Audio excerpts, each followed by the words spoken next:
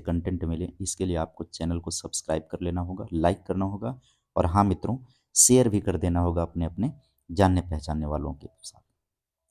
शुरुआत करेंगे आज की इस श्रृंखला की। और आज की इस श्रृंखला में जो चर्चा परिचर्चा हम सभी लोग करने वाले हैं, वो चर्चा परिचर्चा हम सभी लोग हिंदी साहित्य को लेकर के करने वाले हैं। और हिंदी साहित्य में बिल्कुल शुरुआत से बातचीत करना शुरू करेंगे। और बिल्कुल शुरुआत में कहाँ से बातचीत शुरू होगी आपकी? इतिहास, हिंदी साहित्य के स्रोत, कहाँ से हिंदी साहित्य लिया गया है, इसका विकास कैसे हुआ है, स्रोत रूप में जो रचनाएं हैं उनको देखेंगे, इतिहास लेखन की पद्धतियों को देखेंगे।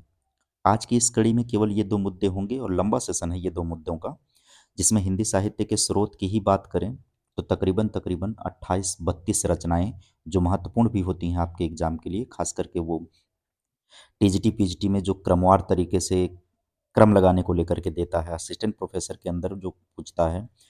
और इतिहास लेखन की पद्धतियों में जो 5 पद्धतियाँ आती हैं महत्वपूर्ण, उनको आज के इस कड़ी के अंदर हम सभी लोग उन्हीं सारी बातों पर चर्चा करने वाले हैं। तो शुरुआत करते हैं मित्रों, बिना किसी विलंब के चलते हैं। पहली बातचीत शुरुआत करते हैं कहाँ से?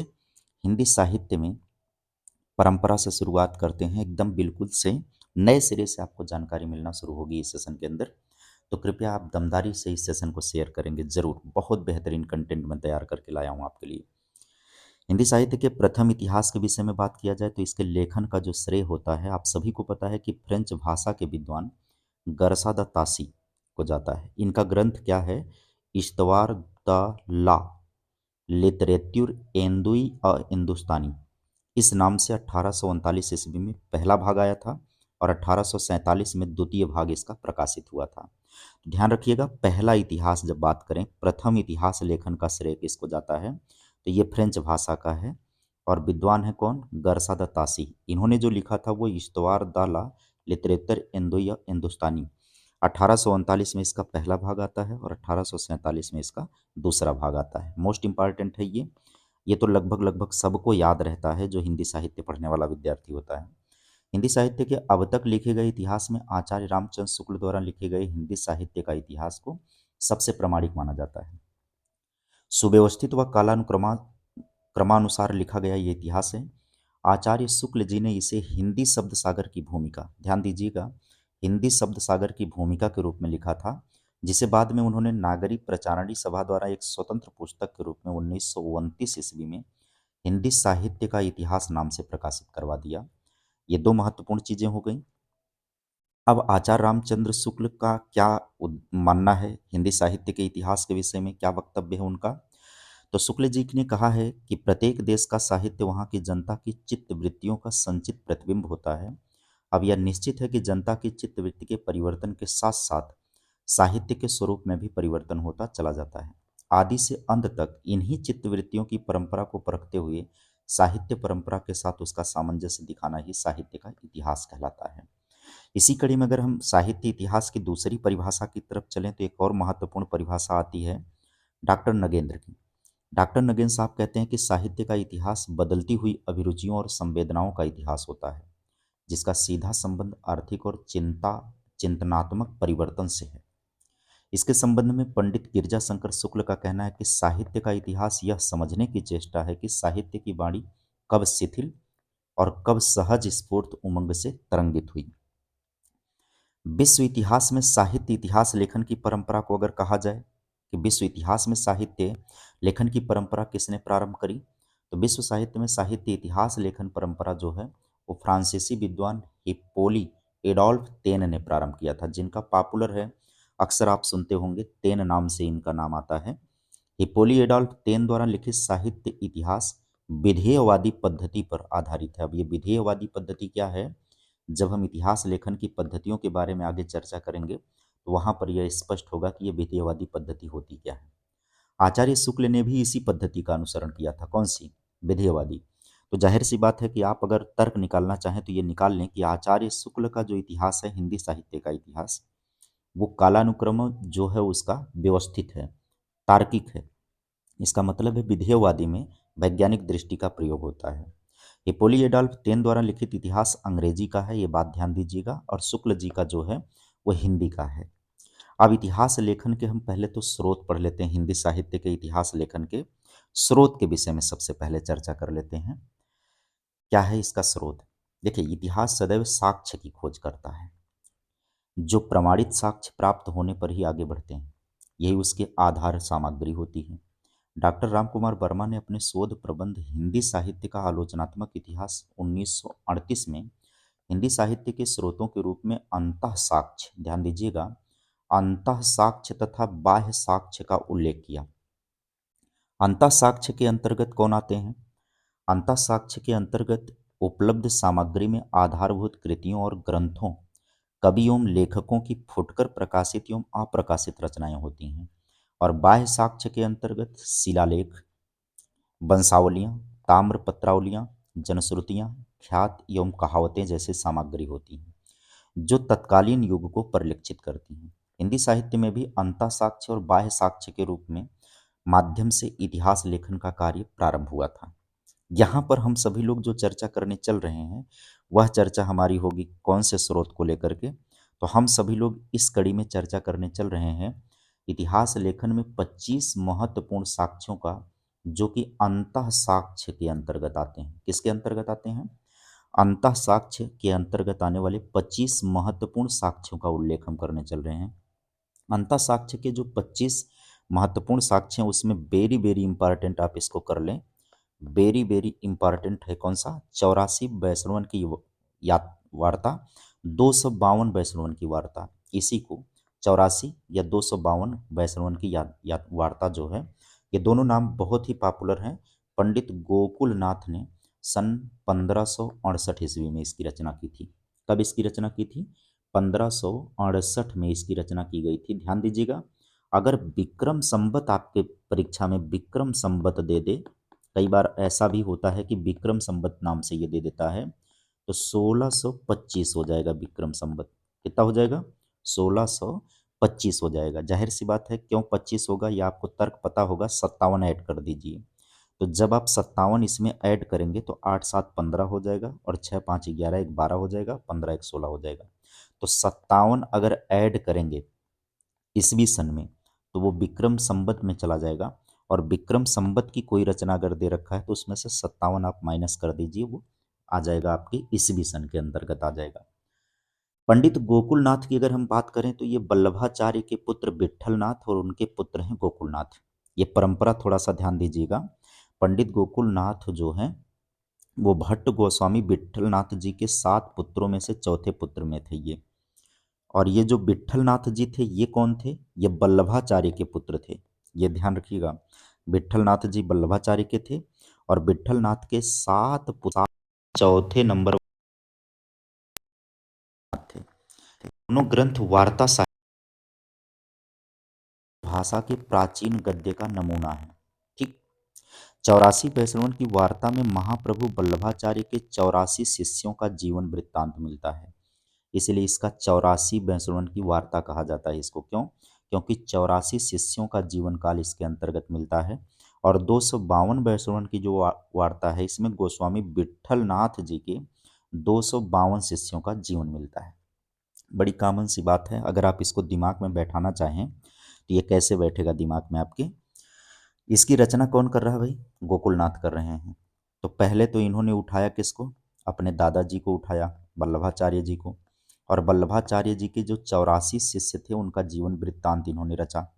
उसके बाद आ गए किस पर? अपने पप्पा पर आ गए, और पप्पा के 252 शिष्यों के जीवन परिचय को इन्होंने इसमें रचा। तो इसलिए इनकी दो रचनाएं हो गई, 84 वैष्णवन की वार्ता और 252 वैष्णवन की वार्ता। सन कौन सा है? 1568 ईस्वी। और अगर विक्रम संवत की बात करें तो 1625 विक्रम संवत इनकी ये रचना हो जाती है। ये पहला साक्ष्य है, अंतः साक्ष्य। और अंतः साक्ष्य क्यों है, ऊपर हमने उसकी चर्चा करी थी। दूसरी साक्ष्य के रूप में दूसरी रचना जो महत्वपूर्ण मिलती है, वो कौन सी मिलती है? भक्तमाल मिलती है, जो नाभादास ने रचा था। नाभादास की रचना ये है 1585 ईस्वी में। विक्रम संवत की बात करें तो कब पहुंच जाएगा? 1642 ईस्वी में पहुंच जाएगा। सन का बहुत ही कायदे से ध्यान रखना है आपको। विक्रम संवत और ईस्वी सन दोनों को ध्यानपूर्वक पढ़ लें, क्योंकि ये आपके एग्जाम में बहुत ही इंपॉर्टेंट होता है। क्योंकि अब परीक्षाओं में हिंदी साहित्य के अंदर खासकर रचनाओं को लेकर के ये मामला बहुत फंसा देता है। कौन सा? ये वाला मामला। भक्तमाल जो है नाभादास कृत ये रचना है। अग्रदेव आज्ञा दई भक्तन को यस गाँव और भवसागर के तरन को नाहिन और उपाय। ये इनकी महत्वपूर्ण पंक्ति है। यह भी सवाल आपके परीक्षा में आ सकती है पंक्ति के रूप में। यहाँ पर हमने इसको रख रखा है। भक्तमाल में नाभादास ने 200 भक्त कवियों के जीवन का परिचय दिया है। यह भक्तकालीन भक्तों के संबंध में प्रामाणिक रचना मानी जाती है। ध्यान दीजिएगा, ये आपसे सवाल पूछा जाता है कि भक्तकालीन भक्तों के संबंध में प्रामाणिक रचना कौन सी प्राप्त होती है, तो भक्तमाल प्राप्त होती है। नाभादास द्वारा ये रचित है। 200 भक्त कवियों का इन्होंने परिचय दिया है। 316 छप्पय छंदों में दिया है। कितने? 316 छंद कौन से हैं भाई? छप्पय छंदों में वर्णन किया है। यह भी आप ध्यान से समझ लीजिए। इसके पूर्वार्ध में कलयुग से पहले के भक्तों का परिचय है और उत्तरार्ध में मध्यकालीन भक्तों के और संतों का संक्षिप्त परिचय है। यह भी मोस्ट इंपॉर्टेंट है आपके लिए कि पूर्वार्ध भाग में कलयुग के पहले भक्तों का परिचय है और उत्तरार्ध में मध्यकालीन भक्तों का और संतों का है।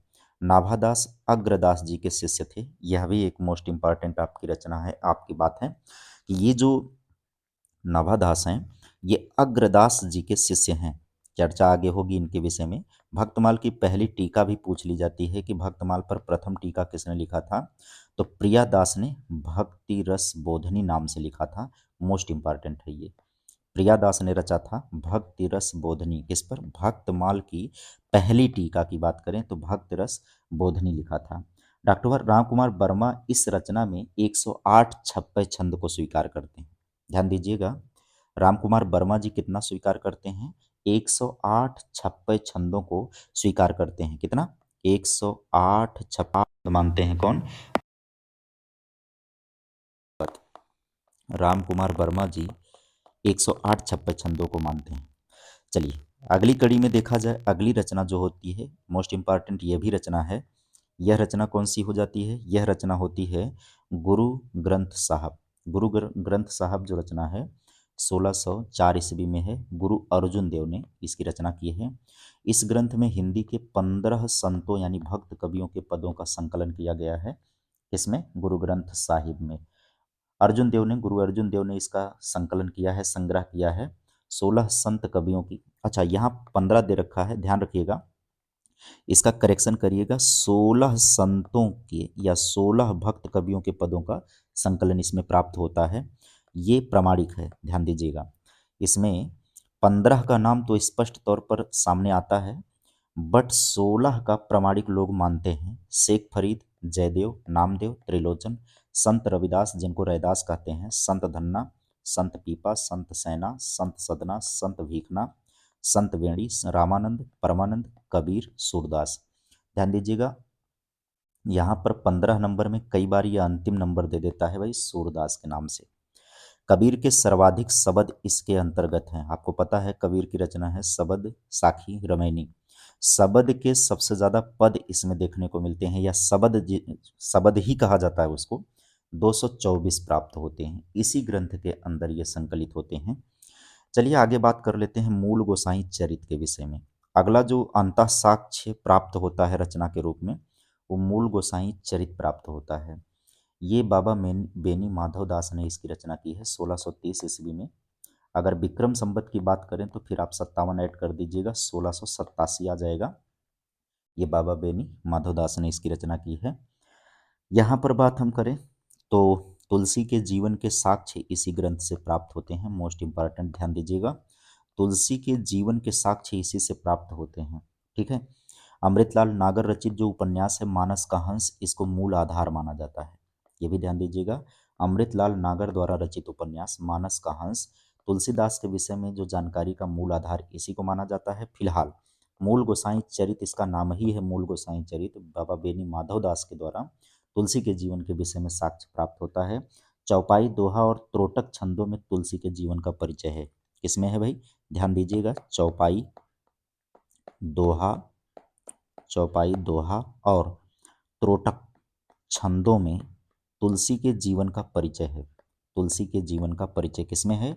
चौपाई में, दोहा में, त्रोटक में तुलसीदास के जीवन का परिचय इसमें प्रस्तुत किया गया है। अगली मोस्ट इंपॉर्टेंट रचना आ जाती है कौन सी, जो अंतःसाक्ष्य प्रमाण के रूप में आती है, वो भक्त नामावली है। कौन सी है? भक्त नामावली। भक्त नामावली की रचना किसने किया है? तो ध्रुव दास ने इसकी रचना की है, और इसका संपादन किसने किया है? राधा कृष्ण दास ने। ये भी मोस्ट इंपॉर्टेंट है, वेरी मोस्ट इंपॉर्टेंट है ये। 124 भक्त कवियों को और 114 दोहों में वर्णन प्राप्त होता है इसमें, ध्यान दीजिएगा।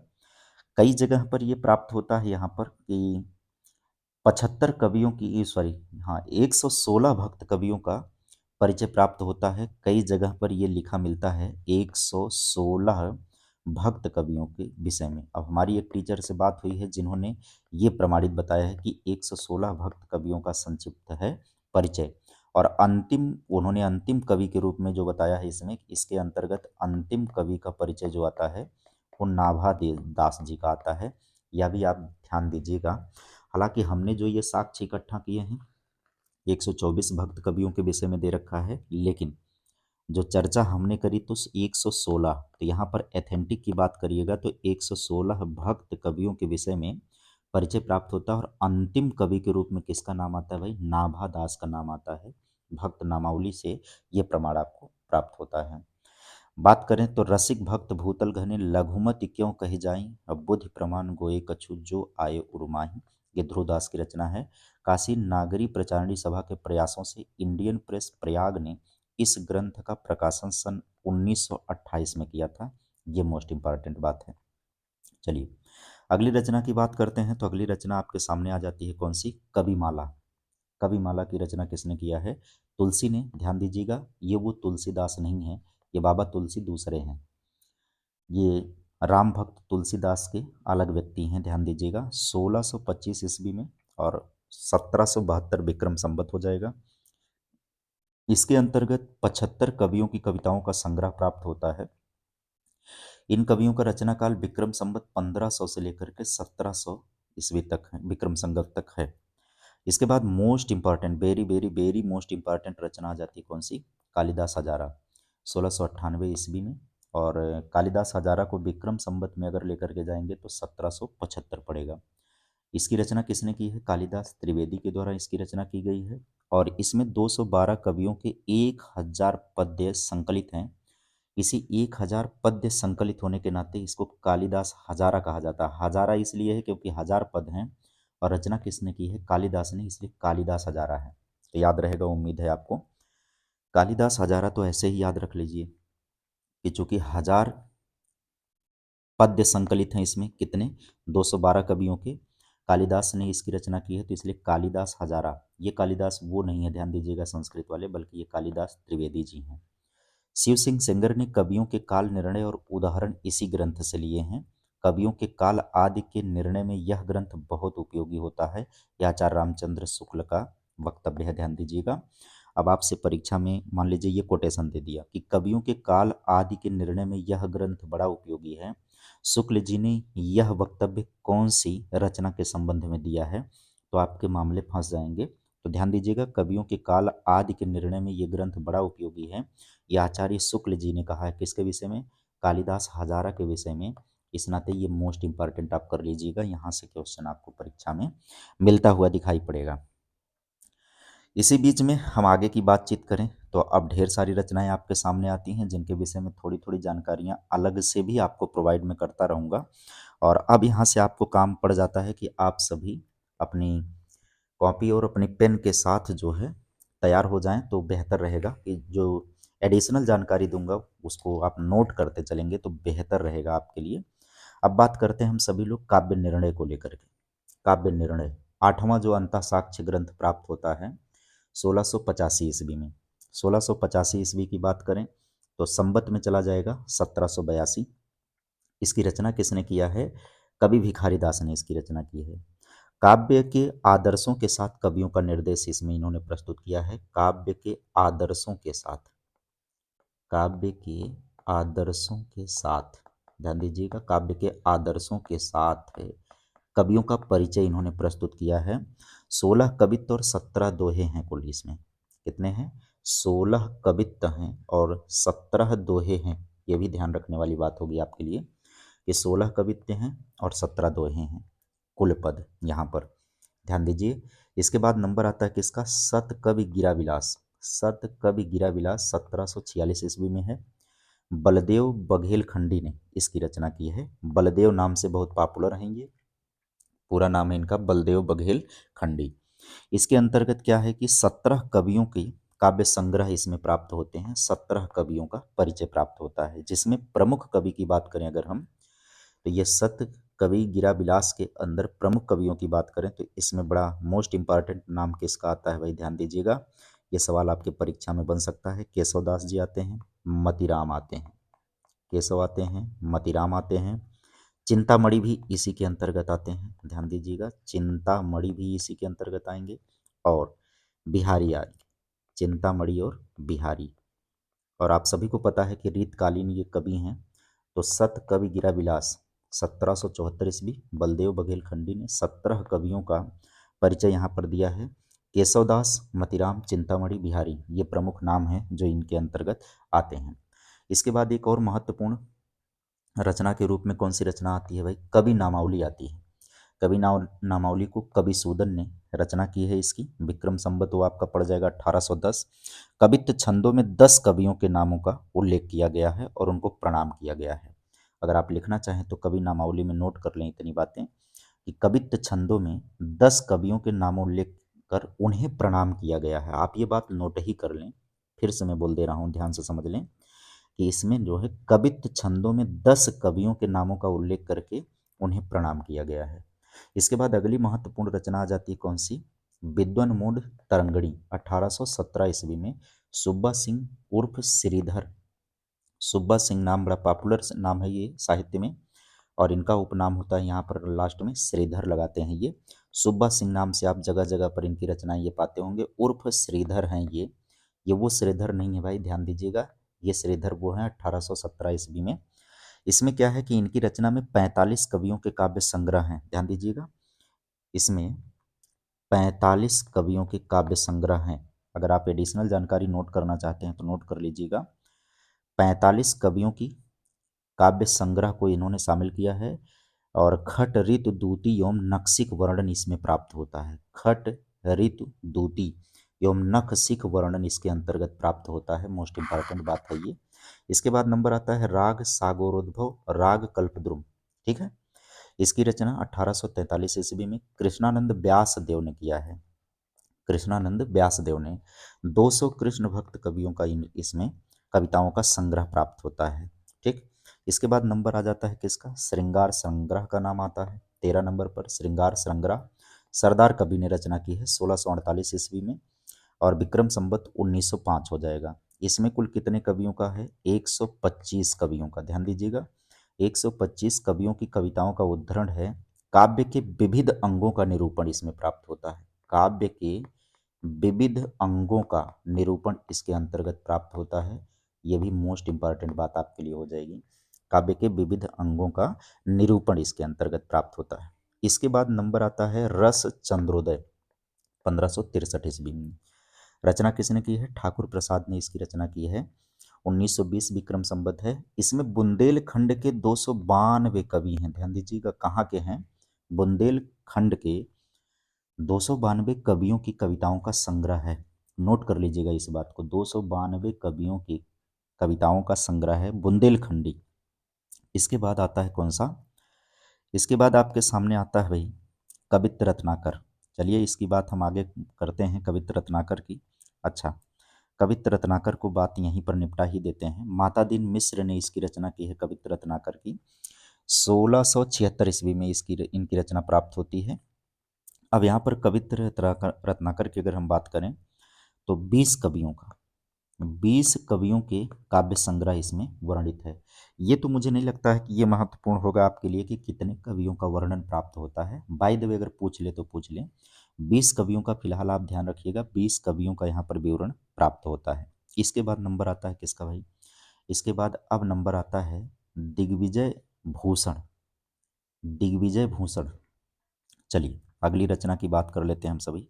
दिग्विजय भूषण की 1868 ईस्वी में इसकी रचना है। गोकुल प्रसाद ब्रज, ध्यान दीजिएगा, गोकुल प्रसाद ब्रज ने इसकी रचना की है। गोकुल प्रसाद त्रिपाठी के नाम से भी ये जाने जाते हैं। बुंदेलखंड के गोकुल प्रसाद के नाम से ये जाने जाते हैं, और गोकुल प्रसाद ब्रजही कहा जाता है इनको। ये जो दिग्विजय भूषण है 192 कवियों का है, ध्यान दीजिएगा। 192 कवियों के कविताओं का संग्रह इसमें प्राप्त होता है। इसके बाद मोस्ट इम्पॉर्टेंट रचना हो जाती है सुंदरी तिलक। सुंदरी तिलक जो है 1869 ईस्वी में है। क्रमवार तरीके से ये है ही, ये आपके सामने जो लिस्ट है ये क्रम से है ही, बस इसको इसी रूप में आपको याद रखना होगा। सुंदरी तिलक है भारतेंद्र हरिश्चंद्र, मोस्ट इंपॉर्टेंट, इसको कर लीजिएगा सुंदरी तिलक को। तो इन्होंने संग्रह किया है, ध्यान दीजिएगा, भारतेंद्र हरिश्चंद्र जी ने संग्रह किया है। इनके ये रचनाकार नहीं है, ये संग्रह है। 69 कवियों के सवैयों का संग्रह इन्होंने किया है इसमें, सुंदरी तिलक में। कितने? 69 कवियों के सवैयों का संग्रह है। इसके बाद आता है कौन सा भाई? भाषा काव्य संग्रह आता है 1873 ईस्वी, महेश दत्त शुक्ल ने इसकी रचना की है। अनेक कवियों के काव्य संग्रह इसमें मिलते हैं। इसके बाद नंबर आता है कौन सा? शिव सिंह सरोज।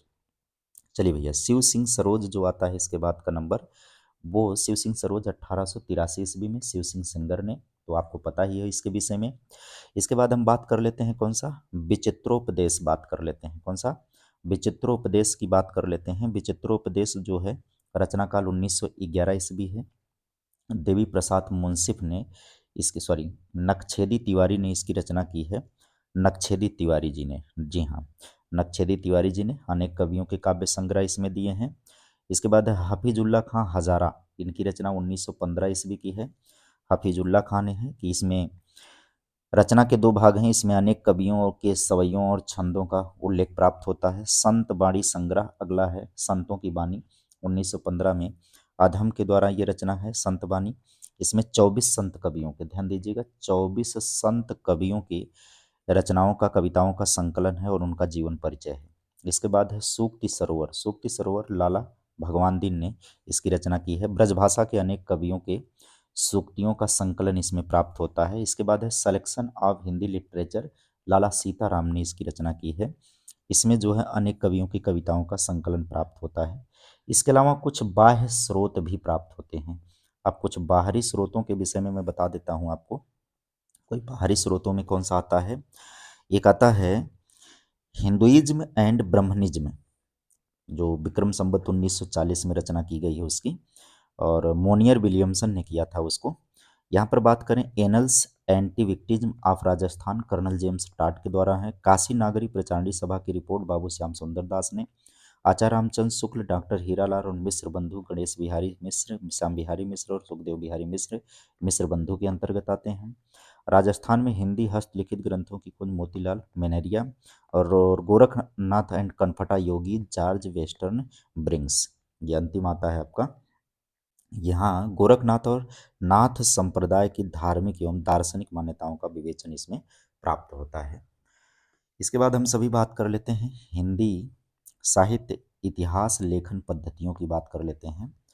तो हिंदी साहित्य इतिहास लेखन पद्धतियों में वर्ण क्रमानुसार पद्धति सबसे पहली पद्धति है। इसमें इतिहास लेखक कवियों का परिचय वर्णमाला के क्रम के आधार पर देते हैं।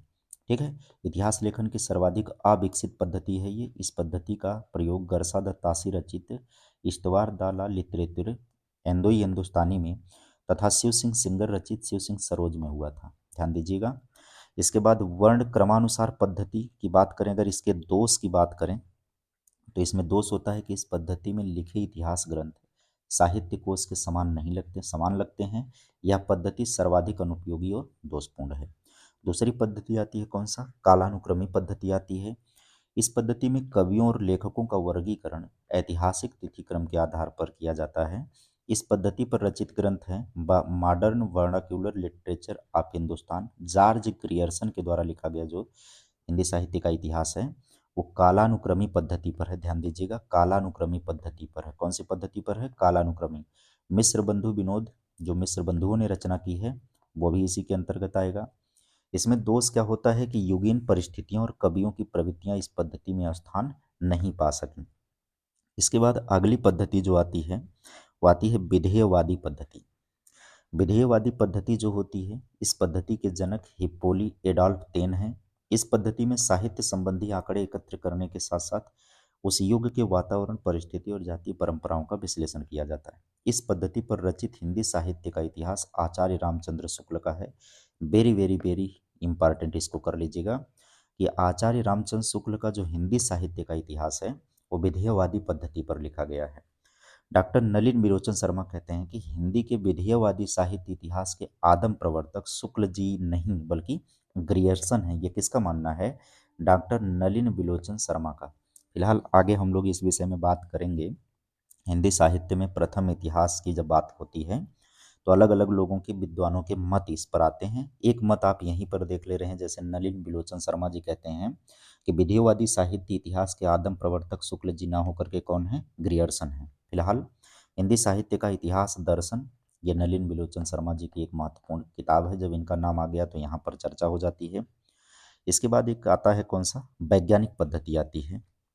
इतिहास लेखन की पद्धति में वैज्ञानिक पद्धति।